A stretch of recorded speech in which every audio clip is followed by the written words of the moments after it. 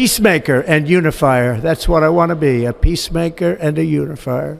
A short time ago, the U.S. military carried out massive precision strikes on the 3 key nuclear facilities in the Iranian regime. Peacemaker. Politicians are liars, but Trump is on another level. Throughout the 2024 U.S. presidential campaign, Trump repeatedly promised to be a peacemaker. Under the slogan, America First, he promised to end the war in Ukraine, stop the bloodshed in Gaza, and scale back America's involvement in foreign conflicts. But these promises were broken. The Russia-Ukraine war rages on into its 3rd year with no peace agreement in sight. Meanwhile, Israel's military offensive in Gaza has intensified, and it is also striking Iran, so far killing more than 600 people. Within 5 months, Trump has bombed Iran's nuclear facilities, launched airstrikes against Yemen's Houthi rebels, started bombing campaigns in Somalia, and has even threatened to use military force to take over Greenland and Canada. So much for a peacemaker. The vast majority of Americans are tired of the endless wars and watching their soldiers die for zero gain. Yet, with a single moment of madness, Donald Trump has betrayed the American people. Trump is dragging the USA into a war with no benefit, no justification, and no regard for the human cost. He gave no warning to Congress or the American people. This is not about protecting America. This is not about national security. This is about bowing to the pro-Israeli lobbyists that prioritize the interests of a foreign government over the will of the American people and the safety of American troops. While on campaign, Trump claimed Kamala Harris would start a war within 6 months. Well, it only took Trump 5.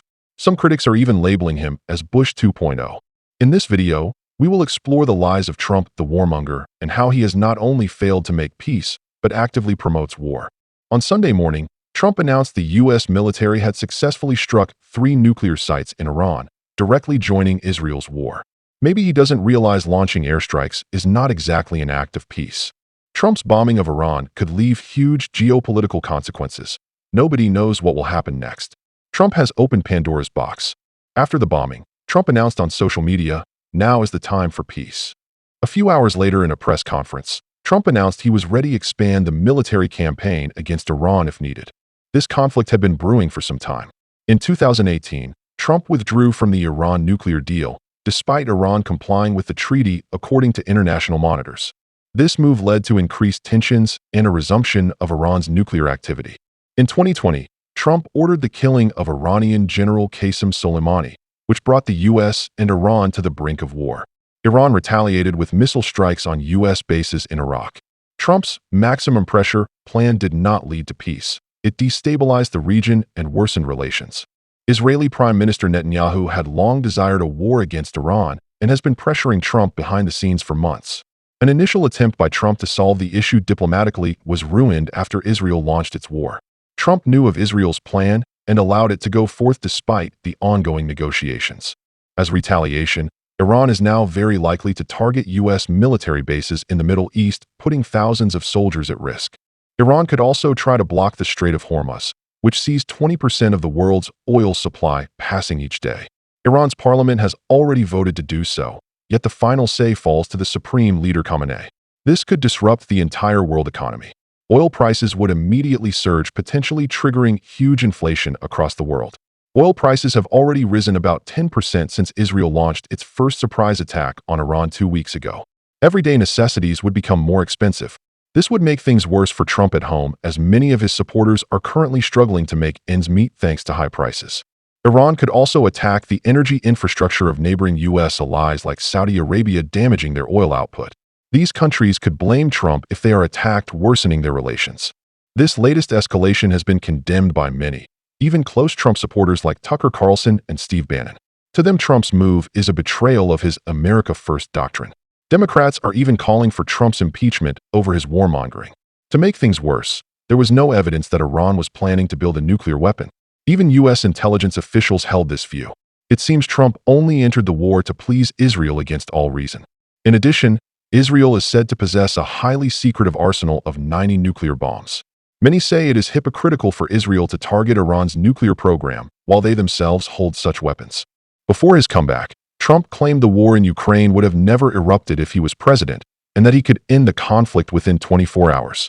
5 months later, not only is war still raging on, but Trump has also emboldened Putin. Achieving peace in Ukraine has proven far more complicated than Trump anticipated. Trump has accused Zelensky of prolonging the war and insisted that Putin wanted peace. In March, Trump pressured Ukraine to agree to a 30-day ceasefire proposal against the wishes of other NATO allies. This ceasefire was supposed to cover all fronts of the war, including air and naval attacks. However, Russia only agreed to a partial ceasefire limited to pausing attacks on energy infrastructure. Afterwards, Russia's military campaign intensified, capturing more Ukrainian land. Putin recently declared that all of Ukraine is ours, which just proves he was never serious about peace talks. During his campaign, and even now in office, Trump has repeatedly undermined U.S. support for Ukraine and even hinted that he might pull the USA out of NATO. When Trump says he'd force Ukraine to make a deal, this just means caving in to Putin's demands. Trump has even said he would encourage Russia to attack any NATO member that fails to pay its fair share. Trump currently wants NATO members to spend 5% of their GDP towards defense, which is impossible for most nations. Trump has often shown admiration for Putin, describing him as strong and a genius. I don't know who Putin is. He said one nice thing about me. He said I'm a genius. You know, Putin said Donald Trump is a genius. By casting doubt on his commitment to allies and taking a weak approach to Putin, Trump has divided NATO and delayed action, allowing Putin to carry on the war and make Trump look even stupider in the process. Many more people will continue to suffer thanks to Trump's measures. While the conflict against Iran has grabbed everyone's attention, Israel's war on Gaza is continuing. When it comes to Gaza, Trump's so-called peacemaking efforts have clearly backfired. Rather than easing tensions, Israel's military actions have only intensified under his watch. In fact, recent months have seen a significant escalation, drawing widespread international condemnation for its scale and brutality. 56,000 Palestinians have been killed so far. Despite the death toll, Trump still fully supports Israel's war. Trump was never serious about peace in Gaza. In January, a ceasefire was signed between Hamas and Israel. Yet Israel repeatedly broke the ceasefire. On March 2nd, Israel even imposed a total blockade on humanitarian aid for Gaza.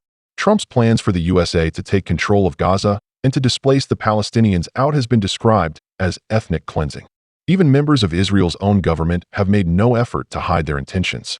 Netanyahu himself made it very clear that he will never stop the war until Hamas is destroyed. Israeli Finance Minister Bezalel Smotrich openly stated that the goal was to destroy everything that's left of Gaza. Such statements reflect a disturbing level of boldness, which is backed up by unwavering support from Trump. Trump's leadership hasn't just failed to bring peace. It appears to have greenlit further aggression.